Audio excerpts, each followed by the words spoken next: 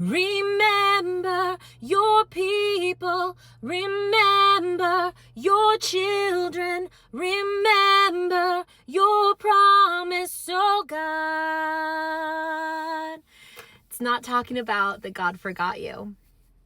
It's talking about a declaration, a hope, an expressed desire for God to show his awesomeness, their awesomeness, her awesomeness, for God to show God's amazing power in your life, in the lives of God's people, the children of God. And we're all children of God. So continue to show your miracles, your blessings on people. Miracles for those that don't have faith or are lacking faith or are struggling with faith or are holding a lot of doubt, to bring that forward, that miracle forward, to restore faith, to help remove doubt, to do the water into wine, the very few fish and bread into something that can feed 5,000 people, to part the waters, whether by staff touching the water or a natural phenomenon splitting the waters at just the right moment so that people can cross into safety. Whatever the miracle is, whether it's just to show you that it can be done by turning a stick into a snake, and when you touch the snake, it turns into a rod. Again, when you are fearless to touch that snake and know that God's got you protected, that you know you can pick that rod up or that snake up and it will turn back into a rod because you have faith. Whatever that is, like, do those miracles in believers and those struggling to believe. To all of your children. Remember all of your children.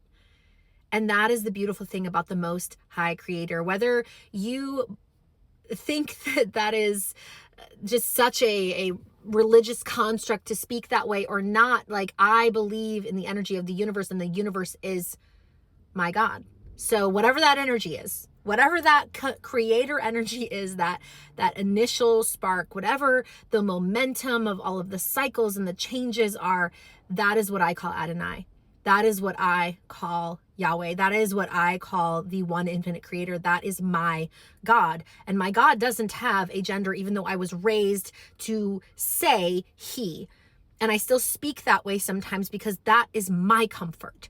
That is what resonates for me and has for many, many years, even though my mind is so much more inclusive now and is a lot more broad. It has a much greater perspective now.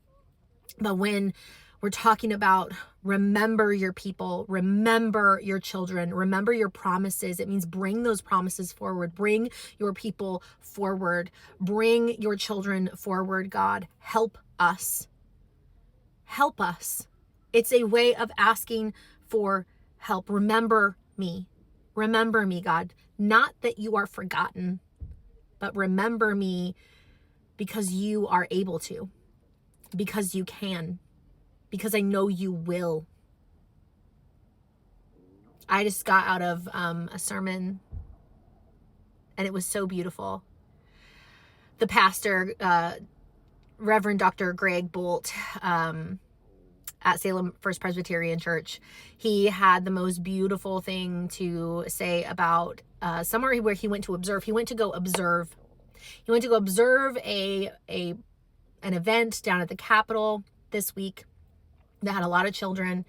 And, you know, there were some adults that were standing in the way to try to block some others that were opposing what the event was.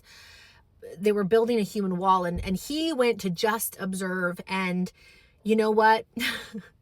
When God wants you to move, God's going to make you move. And as he was there to just observe, one person on each side of him came and linked arms with him and helped him to do what he actually came there to do, unbeknownst to him. And I thought that was so beautiful. If you haven't checked out the Salem First Presbyterian Church on YouTube, I highly suggest that they have their live replays that you can go back and watch. And they also have live in the moment, 10:30 a.m. Pacific time, whether it's daylight savings time or standard, it's 10:30 a.m. So that's, that's 1:30 p.m. for Eastern people. You can go and watch these sermons. They're so beautiful.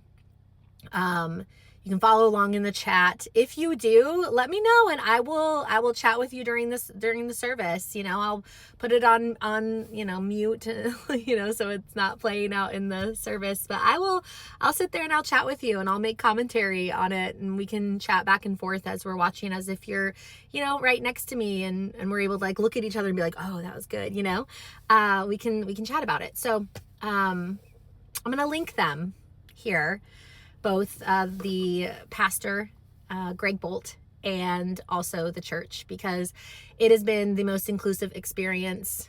I'm always observing with skepticism, but also open perspective.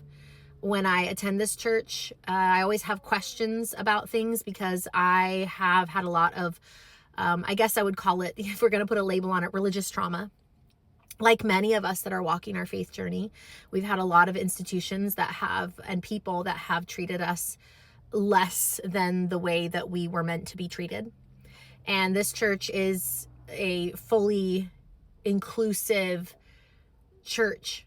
It doesn't matter how you identify with your gender, sex, sexual orientation, where you're at your faith journey. I'm one of those people that I hold dowsing rods and oracle cards, and also hold the Bible, and everyone is welcome. It's an energy of respect. Be respectful, be kind, be loving, and but show up as your full authentic self. And I love it. So your grace is enough. I always like to change the words. Your faith is enough. Your faith is enough. Your faith is enough for me. That's God to you. Your faith is enough.